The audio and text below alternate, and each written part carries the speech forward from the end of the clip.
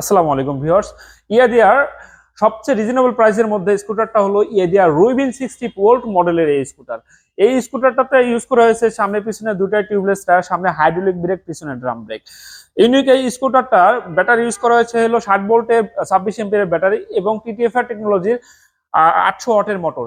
Battery, motor, controller তিনটাই টিটিএফআর টেকনোলজির এবং ওয়াটারপ্রুফ এবং ফায়ার প্রুফ। এই স্কুটারটাই একবার আপনারা চার্জ করতে বিদ্যুৎ খরচ পড়বে মাত্র 10 টাকা, আর 10 টাকা বিদ্যুৎ খরচে আপনারা রান করতে পারবেন 70 থেকে 80 কিলোমিটার।